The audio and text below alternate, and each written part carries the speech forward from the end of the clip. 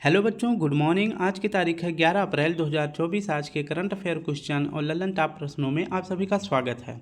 यह current affair question Kumar Gaurav sir के current affair से लिया गया है, जिसमें आप सभी को करंट अफेयर क्वेश्चन साथ में उसकी व्याख्या और ललन टॉप प्रश्न देखने को मिलेगा। और यह हम पूरी क्लास को जो है 20 से 25 मिनट में कंप्लीट कर लेंगे। अगर वीडियो अच्छी लगे तो प्लीज़ लाइक शेयर कमेंट जरूर करें। तो चलिए शुरू करते हैं। आज के अपने 11 अप्रैल के दैनिक समसामयिक सभी प्रतियोगी परीक्षाओं के लिए महत्वपूर्ण प्रश्न है, जिसका पहला प्रश्न है, हाल ही में हुरन ग्लोबल यूनिकॉर्न इंडेक्स 2024 में भारत को कौन सा स्थान मिला है? तो यूनिकॉर्न इंडेक्स 2024 में भारत को तीसरा स्थान मिला है। इसके बारे में व्याख्या देखें तो ग्लोबल यूनिकॉर्न इंडेक्स 2024 में एक रिपोर्ट प्रस्तुत की गई है 2023 के लिए। तो 2023 में स्थापित यूनिकॉर्न के मामले में अमेरिका पहले पर है, चीन दूसरे पर है और भारत तीसरे पर है। 2023 में भारत में कितने यूनिकॉर्न स्थापित किए गए थे? तो 67 किए गए थे, यानी 67 किए गए थे, जबकि 2022 में 68 यूनिकॉर्न की स्थापना भारत में की गई थी। तो 2024 में भारत को कौन सा स्थान यूनिकॉर्न के मामले में मिला है? तो तीसरा स्थान मिला है। यूनिकॉर्न का मतलब होता है जब स्टार्टअप की वैल्यू $1 अरब हो जाए तो उसे जो है यूनिकॉर्न बना दिया जाता है। और ग्लोबल जो है हुरन ग्लोबल के अनुसार 2024 का वर्ष क्या घोषित किया गया है? तो AI का वर्ष घोषित किया गया है। तो ग्लोबल हुरन की रिपोर्ट के आधार पे 2024 का वर्ष किसे घोषित किया गया है? तो AI का वर्ष घोषित किया गया है, यानी आर्टिफिशियल इंटेलिजेंट का वर्ष घोषित किया गया है। तो आपको याद रखना है, यूनिकॉर्न के मामले में अपने भारत का तीसरा स्थान है। अब कुछ महत्वपूर्ण रैंक में देख लेते हैं भारत के स्थान क्या है। जैसे 93 रैंक में किस में है भारत? भ्रष्टाचार में है। 111 में भुखमरी में है। चौथे स्थान पर किस में है? तो दो श्रेणी याद रखेंगे, एक तो फायर पावर इंडेक्स और दूसरा शेयर मार्केट में। तो 4 स्थान में जो है चौथे स्थान पर 2 में है, एक तो शेयर मार्केट में है और दूसरा फायर पावर इंडेक्स में है।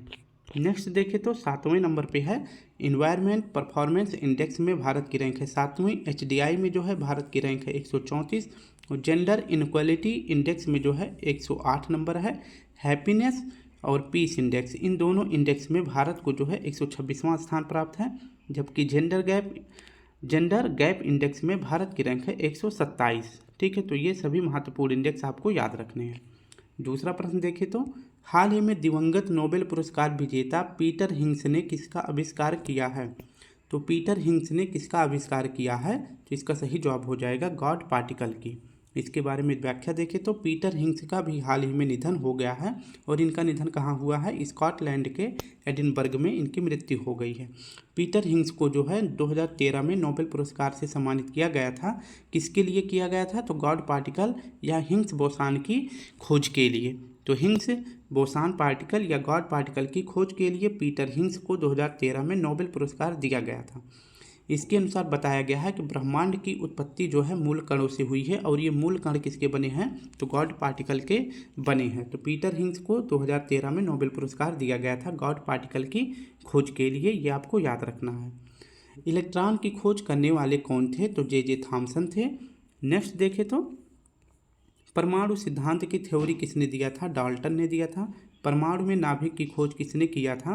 तो रदरफोर्ड ने किया था और रदरफोर्ड ने बताया था नाभिक के ऊपर धनावेश होता है, ये भी आपको याद रखना है। प्रोटॉन की खोज करने वाले कौन थे? तो गोल्डस्टीन थे। न्यूट्रॉन की खोज करने वाले कौन थे? तो जेम्स चैडविक थे। तीसरा प्रश्न हमारा है और बहुत ही महत्वपूर्ण प्रश्न है, विश्व स्वास्थ्य संगठन की वैश्विक हेपेटाइटिस रिपोर्ट 2024 के अनुसार सर्वाधिक हेपेटाइटिस बी और सी के मामले कहाँ दर्ज किए गए हैं? तो सबसे ज़्यादा हेपेटाइटिस बी और सी के मामले चीन में रिकॉर्ड किए गए हैं। इसके बारे में पूरी व्याख्या देखते हैं, बहुत ही महत्वपूर्ण प्रश्न है। सबसे पहले देखेंगे वर्ल्ड हेल्थ ऑर्गेनाइजेशन, इसकी स्थापना 7 अप्रैल 1948 को हुआ था और इसका मुख्यालय कहाँ पे है? जिनेवा में है। WHO के द्वारा विश्व हेपेटाइटिस शिखर सम्मेलन का आयोजन कहाँ पे किया गया था? तो लिस्बन पुर्तगाल में किया गया था। बहुत ही महत्वपूर्ण प्रश्न है, ये आपको याद रखना है। तो WHO के द्वारा विश्व हेपेटाइटिस शिखर सम्मेलन का आयोजन कहाँ किया गया था? लिस्बन पुर्तगाल में किया गया था। और WHO के द्वारा जो है हेपेटाइटिस के ऊपर एक रिपोर्ट प्रस्तुत की गई थी और हेपेटाइटिस रोग जो है किससे संबंधित होता है? तो यह लीवर से संबंधित बीमारी होती है हेपेटाइटिस। आपको ये पॉइंट याद रखना है कि WHO के द्वारा विश्व हेपेटाइटिस शिखर सम्मेलन कहाँ हुआ था? लिस्बन पुर्तगाल में हुआ था। यहीं पर जो है WHO के द्वारा हेपेटाइटिस पर एक रिपोर्ट प्रस्तुत की जाती है। और हेपेटाइटिस जो है यह लीवर संबंधी बीमारी होती है। इसमें जो है बताया गया है कि हेपेटाइटिस जो होता है ये 5 तरह के होते हैं। Hepatitis A, B, C, D, तो ये 5 है। DE, ये 5 प्रकार के हेपेटाइटिस होते हैं, यानी लीवर से संबंधित 5 प्रकार की बीमारियां होती हैं। जिसमें हेपेटाइटिस A और E कैसे होता है? तो खाद्य पदार्थ से होता है। जबकि हेपेटाइटिस B, C, D ये रक्त विकार से होते हैं। जिसमें B और C सबसे खतरनाक हेपेटाइटिस होते हैं। तो सबसे खतरनाक हेपेटाइटिस कौन सा है? B और C है। ये आपको याद रखना है। और इसी के लिए WHO ने अभी एक रिपोर्ट जारी करी है कि सबसे ज़्यादा हेपेटाइटिस BC किस देश में पाया जाता है। तो सबसे ज़्यादा हेपेटाइटिस B और C के रिपोर्ट सबसे ज़्यादा कहाँ देखे जाते हैं? तो चीन में देखा जाता है, दूसरा भारत है और तीसरा जो है इंडोनेशिया है। ये आपको याद रखना है। B और C में सबसे ज़्यादा खतरनाक अगर पूछे तो B है। 2023 में ये बताया गया है कि सबसे ज़्यादा कितने प्रतिशत? तो 83% हेपेटाइटिस से B से लोगों की मृत्यु होती है। जबकि हेपेटाइटिस C से जो है कितना हो जाएगा? शायद हो जाएगा 23%। 23% जो है मृत्यु जो है हेपेटाइटिस C से होता है। जबकि शायद ये नहीं, ये 27 रहेगा।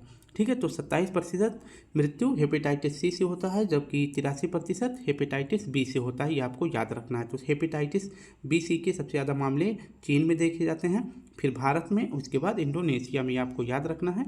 इसमें महत्वपूर्ण पॉइंट कौन सा है? मैंने बार बार बताया कि WHO का विश्व हेपेटाइटिस शिखर सम्मेलन अभी हाल ही में कहाँ हुआ है? लिस्बन में हुआ है। और यहीं की रिपोर्ट के आधार पर सबसे ज़्यादा हेपेटाइटिस B और C के मामले चीन में देखे गए हैं। दूसरा भारत है और तीसरा इंडोनेशिया है। ठीक है, नेक्स्ट प्रश्न देख लेते हैं। मानव की सबसे बड़ी ग्रंथि कौन सी है? तो लीवर है। इसके बाद मानव शरीर की रासायनिक प्रयोगशाला कौन है? तो यह भी लीवर है। तो ये दोनों आपको याद रखना है। चौथा प्रश्न देखें तो हाल ही में यूरोपीय मानवाधिकार न्यायालय ने पहली बार जलवायु संकट संबंधी मामले में किसके विरुद्ध फैसला सुनाया है? तो यूरोपीय मानवाधिकार न्यायालय ने पहली बार जलवायु संकट संबंधी मामले में किसके विरुद्ध फैसला सुनाया है? तो स्विट्जरलैंड के विरुद्ध फैसला सुनाया है। इसके बारे में पहले आप सभी को बता दें कि जो यूरोपीय संघ का मानवाधिकार न्यायालय है और इसकी स्थापना कहाँ पे हुई है, यानी कि यह न्यायालय कहाँ पे है? तो ये फ्रांस में ही है। तो फ्रांस की जो बूढ़ी महिलाएं थी, इन्होंने कहा है कि इस यूरोपीय मानवाधिकार न्यायालय में जाकर कि फ्रांस में जो है जलवायु परिवर्तन के मामले जो है दिन प्रतिदिन बढ़ते जा रहे हैं और इस पर जो है फ्रांस की सरकार कुछ नहीं कर रही है। और इसी तरह से अगर जलवायु परिवर्तन होता रहा तो हम लोगों की जल्दी ही मृत्यु हो जाएगी। और जो बुढ़िया गई थी इस न्यायालय में, उनकी उम्र पता है 90+ थी। ठीक है, तो ये अभी और जीना चाहती हैं और इन्होंने ऐसा ही आरोप लगाया है। किस प्रकार का? तो देखते हैं। यूरोपीय मानवाधिकार न्यायालय कहाँ पे है? फ्रांस में है। और यहीं पे जो है पहली बार फैसला सुनाया गया है। किसके विरुद्ध? फ्रांस के विरुद्ध। तो फ्रांस में न्यायालय स्थित है और फ्रांस के विरुद्ध इसमें फैसला भी सुनाया गया है। इसमें बूढ़ी महिला ने याचिका दायर किया है यूरोपीय मानवाधिकार न्यायालय में। इसने क्या कहा है कि जो स्विट्जरलैंड में जलवायु परिवर्तन हो रहा है उसको रोकने के लिए सरकार पर्याप्त प्रयास नहीं कर रही है। तो इस न्यायालय ने कहा है कि ये महिलाएं जो है लगभग 2000+ महिलाएं इसमें जो है याचिका दायर करी थी। और इस आधार पे जो है यूरोपियन मानवाधिकार न्यायालय ने फ्रांस से जो है उचित कदम उठाने के लिए कहा है। और इसमें अब आगे जो है इस तरह की प्रयास की जाएगी ताकि जो है जलवायु परिवर्तन से जो भी संकट उत्पन्न हुए हैं और इसमें जो है बूढ़ी महिलाओं को जो भी परेशानियां हो रही हैं उसका निवारण फ्रांस के द्वारा किया जाएगा। आप सभी को याद भी रखना है कि WEF यानी वर्ल्ड इकोनॉमिक फोरम का जो है शीतकालीन बैठक कहाँ हुई है? तो यह दावोस में हुई है। यह आपको याद रखना है। ठीक है, कहाँ हुई है? दावोस में हुई है। और यह दावोस कहाँ पे है? स्विट्जरलैंड में है। नेक्स्ट प्रश्न देखिए, विश्व मानवाधिकार दिवस कब मनाया जाता है? तो यह 10 दिसंबर को मनाया जाता है। इसके बाद राष्ट्रीय मानवाधिकार आयोग का गठन कब हुआ था? तो 1993 में हुआ था। राष्ट्रीय मानवाधिकार आयोग की स्थापना किस समिति की सिफारिश पर होती है? तो रंगनाथन समिति की सिफारिश पर होती है। राष्ट्रीय मानवाधिकार आयोग को किसने दंतहीन बाघ कहा है? दंतहीन बाघ, ये बाघ है। ठीक है, दंतहीन बाघ कहा है, यानी कि दांत के बिना बाघ। ऐसा हो ही नहीं सकता क्योंकि इसके बारे में उल्लेख किया गया है। तो राष्ट्रीय मानवाधिकार आयोग को किसने दंतहीन बाघ कहा है? तो JHL दत्तू ने कहा है। इसने कहा है कि जो national national human right commission है, यह जो है सज़ा देने का इसके पास अधिकार नहीं है। तो ऐसे कह सकते हैं कि दंतहीन बाघ जो है किसके द्वारा कहा गया है, तो JHL दत्तू के द्वारा कहा गया है राष्ट्रीय मानवाधिकार आयोग को कि यह जो है बिना दांत के बाघ है, यह सज़ा नहीं दे सकती है। 5वां प्रश्न है, हाल ही में USA प्रतिष्ठित जॉन एल जैक स्विगर्ट जूनियर पुरस्कार से किसे सम्मानित किया गया है, तो USA का प्रतिष्ठित जॉन एल जैक स्विगर्ट जूनियर पुरस्कार से किसे सम्मानित किया गया है, तो इसरो को किया गया है। किसके लिए, चंद्रयान 3 के सफलतापूर्वक लॉन्च और साउथ पोल पर लैंड करने के लिए। तो इसके बारे में व्याख्या देखते हैं। जॉन एल जैक स्विगर्ट जूनियर पुरस्कार जो है यह कहाँ का है, USA का पुरस्कार है। और किसके लिए दिया जाता है, तो अंतरिक्ष अन्वेषण के लिए दिया जाता है, यानी कि अंतरिक्ष में खोज करने के लिए USA के द्वारा जॉन एल जैक स्विगर्ट जूनियर पुरस्कार दिया जाता है। अब की बार जो है किसे दिया गया है, तो इसरो को दिया गया है चंद्रयान 3 के लिए। अब बात करते हैं इसरो की स्थापना कब हुई थी, तो 15 अगस्त 1969 को हुई थी। इसरो का मुख्यालय कहाँ पे है, बेंगलुरु में। इसरो के पहले हेड कौन थे, तो विक्रम साराभाई थे। और वर्तमान में इसरो के हेड कौन हैं, तो S सोमनाथ जी वर्तमान में इसरो के हेड हैं। अगर बात करें शेर जिसने चांदनी पी ली, यह आत्मकथा किसकी है, और लीफ एरिक्सन लूनर अवार्ड जो है यह किसे दिया गया है, तो यह भी इसरो को दिया गया है। तो दोनों पॉइंट याद रखेंगे। सबसे पहले पूछेंगे शेर जिसने चांदनी पी ली, यह किसकी आत्मकथा है, तो यह S सोमनाथ जी की है। लीफ एरिक्सन लूनर अवार्ड से किसे सम्मानित किया गया है, तो इसरो को भी सम्मानित किया गया है। अब चंद्रयान 3 के बारे में पढ़ लेते हैं। चंद्रयान 3 को जो है कब लॉन्च किया गया था, तो 14 जुलाई 2023 को लॉन्च किया गया था। किस रॉकेट से, तो LVM 3 M4 रॉकेट से लॉन्च किया गया था। 23 अगस्त 2023 को चांद के साउथ पोल पर लैंड करने वाला विश्व का पहला देश भारत बन गया था। और जिस जगह के यानी कि चांद के जिस साउथ पोल पे लैंड किया था, तो उस जगह को क्या कहा जाता है, शिव शक्ति पॉइंट उसका नाम रखा गया है। आदित्य L1 जो है यह किसके लिए मिशन था, तो यह सूर्य के लिए मिशन था। और यह जो है किस रॉकेट से लॉन्च किया गया था, तो आदित्य L1 लॉन्च किया गया था PSLV C57 से लॉन्च किया गया था। एक्सपोसैट जो है किस रॉकेट से लॉन्च किया गया था, तो PSLV C58 से लॉन्च किया गया था। एक्सपोसैट के साथ ही एक और उपग्रह की लॉन्चिंग करी गई थी जिसका नाम था PEOM 3। तो ये दोनों उपग्रह को PSLV C58 से लॉन्च किया गया था। NBS-01 क्या है, तो NBS-01 है नेविगेशन की सेकंड पीढ़ी का पहला उपग्रह है NBS-01। इसको किस रॉकेट से लॉन्च किया गया था, तो GSLV F12 से लॉन्च किया गया था। इनसैट 3DS क्या है, तो इनसैट 3DS है मौसम संबंधी अध्ययन करने के लिए इस उपग्रह को लॉन्च किया गया था। किस रॉकेट से, तो GSLV F14 से लॉन्च किया गया था। नेक्स्ट प्रश्न है, हाल ही में नई स्वर्ण समर्थित मुद्रा जिग किसने लॉन्च की है, तो नई स्वर्ण समर्थित मुद्रा जिग किसने लॉन्च करी है, तो इसका सही जवाब हो जाएगा जिग जिम्बाब्वे ने लॉन्च करी है। इसके बारे में देखें तो जिग जो है क्या है, इसका फुल फॉर्म होता है जिम्बाब्वे गोल्डन। इसके स्थान पे पहले क्या था, तो जिम्बाब्वे डॉलर था, इसको रिप्लेस करके अभी जो है जिग किसके द्वारा लॉन्च किया गया है, तो जिम्बाब्वे के द्वारा लॉन्च किया गया है जिसका फुल फॉर्म होता है जिम्बाब्वे गोल्ड। तो याद कर रखना है किसके स्थान पे आया है जिग, तो जिम्बाब्वे डॉलर के स्थान पर आया है। जिग क्या है, तो जिग जो है स्वर्ण समर्थित मुद्रा है। और इसे लॉन्च क्यों किया गया है, क्योंकि मुद्रास्फीति से निपटने के लिए, यानी कि आप जैसे 1 किलो, तो आपको थोड़ा सा उदाहरण से समझा देते हैं। 1 किलो आलू जो है कितने रुपए के खरीदते हैं, 50 रुपये का, लेकिन महंगाई बढ़ जाती है तो यही 1 किलो आलू जो है 100 रुपये का खरीदते हैं। तो बताइए इसमें रुपये का जो कीमत है, यानी कि इसमें जो है रुपये का कीमत जो है बढ़ा है कि घटा है। और आलू कितना है, आलू तब भी 1 किलो था और अभी भी 1 किलो है। तो बताएं, पहले 1 किलो आलू 50 रुपये का मिल जाता था और अब जो है 1 किलो आलू जो है 100 रुपये का मिलता है। तो बताएं रुपये की कीमत बढ़ी है या फिर घटी है, तो आपका सही जवाब हो जाएगा रुपये की कीमत जो है घटी है। ठीक है, क्योंकि 50 रुपये के बराबर अब जो है 100 रुपये हो गया। ठीक है, 50 रुपये के बराबर अब 100 रुपये हो गया है। तो इसी को कंट्रोल करने के लिए जिग यानी जो गोल्ड से बना ये यहाँ का रुपया होगा जिसे जिग कहते हैं। अगर ये किसी के पास जाएगा, गोल्ड से बना अगर रुपया किसी के पास जाएगा तो वो सोच समझ कर खर्च करेगा, ठीक है।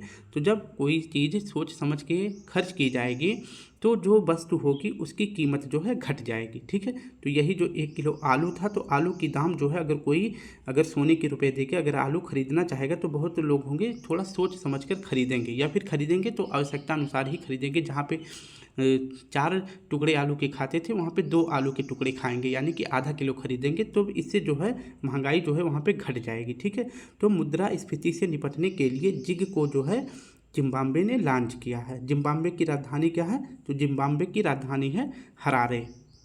अगर अब कुछ महत्वपूर्ण देशों की मुद्रा के बारे में देख लेते हैं, क्याच कहाँ की मुद्रा है? तो म्यांमार की है, जिसकी राजधानी है नापीता। मलेशिया की मुद्रा का क्या नाम है? मलेशिया की मुद्रा का नाम है रिंगिट, ठीक है। नेक्स्ट देखें तो टका जो है यह कहाँ की मुद्रा है? बांग्लादेश का। एन का मुद्रा क्या है? तो एन जो है यह जापान की मुद्रा है। रेमनबी और युआन ये दोनों मुद्राएं कहाँ की हैं? चीन की है। वॉन कहाँ की मुद्रा है? तो ये साउथ कोरिया। और अगर बात करें तो नॉर्थ कोरिया की भी मुद्रा, इन दोनों देशों की मुद्रा है वॉन, ये आपको याद रख लेना है। नेक्स्ट है डांग मुद्रा कहाँ की है? यह वियतनाम की है। अब महत्वपूर्ण है कि 5R करेंसी किस संगठन की है? 5R करेंसी किस संगठन की है? तो यह ब्रिक्स की है। ब्राज़ील, रूस, इंडिया, चाइना और साउथ अफ्रीका। तो यहाँ की जो मुद्रा है सभी RR से स्टार्ट होती हैं, तो इसीलिए 5R करेंसी किस संगठन की मानी गई है? ब्रिक्स की मानी गई है। कितनी मुद्रा का प्रतीक चिन्ह है? 5 मुद्राओं की। जैसे आप देखते हैं ये डॉलर की हो जाती है, ये एन की है, अपने रुपए का निशान इस तरह से है। तो इस प्रकार की जो है 5 करेंसी हैं जिनकी प्रतीक बनाए गए हैं। नेक्स्ट देख लेते हैं, हाल ही में भारत का पहला निजी पृथ्वी अवलोकन उपग्रह TSAT-1A किसने लॉन्च किया है? तो TSAT-1 किसने लॉन्च किया है? टी से टाटा समूह, ऐसे आप याद कर ले जाएंगे। TSAT-1A लॉन्च किया है किसने? टाटा समूह ने इसको लॉन्च किया है। TSAT-1A क्या है? तो यह पहला निजी क्षेत्र का पृथ्वी अवलोकन उपग्रह है। तो इसे जो है EVS भी कहते हैं, ठीक है। तो इसे आप याद रखेंगे। तो पृथ्वी अवलोकन उपग्रह कौन सा है? TSAT-1A है। इसे जो है टाटा ने लॉन्च किया है। अगर बात करें किस रॉकेट से लॉन्च किया गया है, तो फाल्कन 9 रॉकेट से लॉन्च किया गया है। और यह रॉकेट जो है किस कंपनी का है? तो स्पेस एक्स कंपनी का है। और इस कंपनी के मालिक कौन है? तो एलन मस्क हैं। कौन है? एलन मस्क हैं, ये भी आपको याद रखना है। तो TSAT-1A किसका है? तो टाटा समूह का है। रॉकेट किससे लॉन्च किया गया है? तो फाल्कन 9 से लॉन्च किया गया है। और यह पहला भारत का निजी पृथ्वी अवलोकन उपग्रह है, ये आपको याद रखना है। ओडिसियस मिशन क्या है? तो चांद पर लैंड करने वाला पहला निजी लैंडर है ओडिसियस। ओडिसियस जो है अगर बात करें किस कंपनी ने इसको लॉन्च किया था, तो इंटूएटिव कंपनी ने लॉन्च किया था। बोकारो प्लांट यह कहाँ पर स्थापित है? तो झारखंड में है। और किसकी मदद से लॉन्च किया गया था, यानी कि स्थापित किया गया था? तो रूस की मदद से बोकारो प्लांट की स्थापना की गई थी। और कब की गई थी? तो 3rd 5 ईयर प्लान में इसकी स्थापना की गई थी। नेक्स्ट देखें तो भिलाई संयंत्र यह छत्तीसगढ़ में है और इसकी स्थापना रूस की मदद से होती है। राउरकेला संयंत्र उड़ीसा में है और जर्मनी की मदद से इसकी स्थापना होती है। दुर्गापुरा संयंत्र कहाँ है? पश्चिम बंगाल में है। और इसकी स्थापना किसने करी है? तो इंग्लैंड की मदद से इसकी स्थापना की गई है। हाल ही में 8वां प्रश्न है, हाल ही में विश्व होम्योपैथिक दिवस 2024 कब मनाया गया है? तो यह मनाया जाता है, विश्व होम्योपैथिक दिवस 10 अप्रैल को मनाया जाता है। इसके बारे में व्याख्या देखते हैं। तो विश्व होम्योपैथिक दिवस कब मनाया जाता है? 10 अप्रैल को मनाया जाता है। और होम्योपैथिक के जनक कौन माने जाते हैं? तो डॉक्टर सैमुअल हैनीमैन माने जाते हैं। और यह दिवस किसके द्वारा मनाया जाता है? तो आयुष मंत्रालय के द्वारा मनाया जाता है। इस बार जो है होम्योपैथिक दिवस 2024 की थीम क्या रखी गई है? तो होम्यो परिवार एक स्वास्थ्य एक परिवार, यह इसकी थीम रखी गई है। तो विश्व होम्योपैथिक दिवस 10 अप्रैल को मनाया जाता है 2024 में। इसकी थीम है होम्यो परिवार एक स्वास्थ्य एक परिवार, इसकी थीम रखी गई है। अभी जो है परसों जो है एक दिवस और मनाया गया था, CRPF का शौर्य दिवस कब मनाया जाता है? तो यह 9 अप्रैल को मनाया जाता है। और इस बार जो है यह 59वां क्रम है। तो आपको याद रखना है CRPF की स्थापना का कितना वर्ष हो गया है? 59 वर्ष हो गया है। और इसकी स्थापना का दिवस कब मनाया जाता है? 9 अप्रैल को मनाया जाता है। संयुक्त राष्ट्र महिला अधिकार और लैंगिक समानता मंच के 69वें सत्र का अध्यक्ष किसे नियुक्त किया गया है? तो सऊदी अरब को नियुक्त किया गया है। हाल ही में अंतर्राष्ट्रीय बाजरा वर्ष 2023 का समापन समारोह कहाँ हुआ है? तो रोम, इटली में इसका समापन वर्ष मनाया गया है। अगर बात करें 2024 किसका वर्ष है, तो यह है अंतर्राष्ट्रीय ऊँटों का वर्ष माना गया है 2024। नेक्स्ट है 1 अप्रैल से भारतीय वायुसेना पूरे देश में कौन सा अभ्यास प्रारंभ करेगी? तो गगन शक्ति अभ्यास प्रारंभ करेगी। और कहाँ पर होगा? तो इसकी शुरुआत होगी सबसे पहले पोखरण से, और भारत के अन्य जगहों पर भी इसका आयोजन किया जाएगा। हाल ही में उत्तर कोरिया के प्रतिबंधों की निगरानी के संयुक्त राष्ट्र पैनल के आदेश पर किसने वीटो किया था? तो रूस ने वीटो कर दिया था। 9वां प्रश्न देख लेते हैं। हाल ही में राष्ट्रीय महिला हॉकी टीम का कोच किसे नियुक्त किया गया है? तो राष्ट्रीय महिला हॉकी टीम का कोच किसे नियुक्त किया गया है? तो हरेंद्र सिंह को। हाथ से हॉकी, हाथ से हरेंद्र, ऐसे मैच करेंगे तो याद हो जाएगा। इसके बारे में व्याख्या देखें तो हरेंद्र सिंह को जो है राष्ट्रीय महिला हॉकी टीम का कोच नियुक्त किया गया है।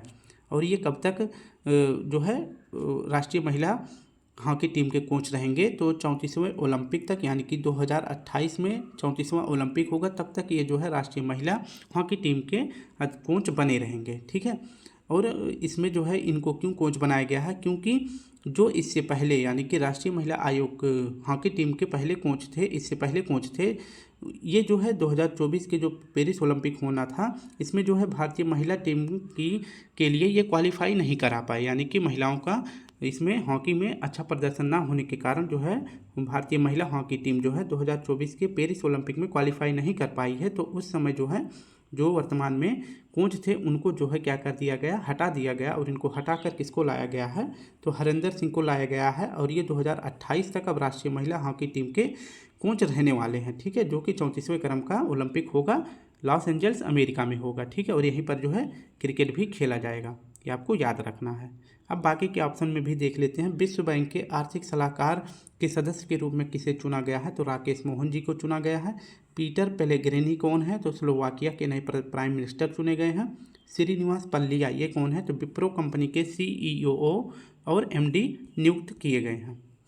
दुनिया का तीसरा सबसे बड़ा ई-कॉमर्स प्लेटफॉर्म कौन सा है? तो दुनिया का तीसरा, यानी कि अपने भारत का है, तो जिसका क्या नाम है? GEM, गवर्नमेंट ई मार्केट है। तो ये भारत का है तीसरा सबसे बड़ा ई-कॉमर्स प्लेटफॉर्म है। सबसे बड़ा पूछे कौन सा है? तो सबसे बड़ा ई-कॉमर्स प्लेटफॉर्म है कोनेप्स, जो कि साउथ कोरिया का है। दूसरा जो है GEBEZ है, जो कि सिंगापुर का है। तीसरा अपने भारत का GEM है। बाल विवाह मुक्त भारत अभियान के तहत जारी रिपोर्ट के अनुसार वर्ष 2023-24 में 22-23 में सबसे ज़्यादा बाल विवाह कहाँ रोके गए हैं? तो जो है बाल विवाह मुक्त भारत अभियान के तहत जो रिपोर्ट जारी करी गई थी 22-23 के लिए जारी की गई थी, और इसमें बताया गया है कि सबसे ज़्यादा बाल विवाह कहाँ रोके गए हैं? बिहार में, फिर पश्चिम बंगाल में, और तीसरे नंबर पर उत्तर प्रदेश में रोके गए हैं। हाल ही में शताब्दी वर्ष मनाने वाले बैकाम सत्याग्रह का संबंध किससे है? तो केरल राज्य से है। बैकाम सत्याग्रह कब शुरू किया गया था? तो 1925 में शुरू किया गया था। क्यों किया गया था? क्योंकि उस टाइम पे जो है छुआछूत, यानी कि जो नीची जातियां थीं उनको मंदिर वगैरह में प्रवेश नहीं दिया जाता था। तो इसीलिए बैकाम सत्याग्रह 1925 में शुरू किया गया है, जो कि केरल से संबंधित है। हाल ही में अंतर्राष्ट्रीय शून्य अपशिष्ट दिवस के 2024 कब मनाया गया है? तो 30 मार्च को मनाया जाता है। राजस्थान दिवस भी 30 मार्च को मनाया जाता है। और इस बार जो है अंतर्राष्ट्रीय शून्य अपशिष्ट दिवस की थीम क्या रखी गई है? तो शून्य अपशिष्ट आंदोलन इसकी थीम रखी गई है। आखिरी प्रश्न देख लेते हैं। हाल ही में खुबानी खिलाना महोत्सव 2024 कहाँ प्रारंभ हुआ है? तो खुबानी खिलाना महोत्सव 2024 कहाँ प्रारंभ हुआ है? और यह जो है 6 अप्रैल से 18 अप्रैल के बीच में इसका आयोजन किया जाएगा। ठीक है। तो बताना है कि खुबानी खिलाना महोत्सव कहाँ पे शुरू हुआ है? तो लेह में शुरू हुआ। लेह और कारगिल में यह फेस्टिवल मनाया जाता है। और ये लेह और कारगिल जो है किस यूटी के भाग हैं? तो लद्दाख के भाग हैं। ठीक है। तो खुबानी और खिलाना ये महोत्सव कहाँ पे होता है? लद्दाख में होता है, जो कि 6 अप्रैल से और 18 अप्रैल के बीच में होने वाला महोत्सव है। कुछ महत्वपूर्ण फेस्टिवल को देख लेते हैं। जैसे हमारा है ट्यूलिप फेस्टिवल कहाँ मनाया जाता है? तो यह जम्मू कश्मीर का है। हेमिस यह लद्दाख का है। लोसांग फेस्टिवल सिक्किम का है। और लोसर कहाँ का है? तो लोसर जो है यह लद्दाख का है। ठीक है। लोसांग सिक्किम का, लोसर लद्दाख का है। हेरात फेस्टिवल जम्मू कश्मीर का है। सरहुल जो है झारखंड का है। सिग्मो फेस्टिवल यह गोवा का है।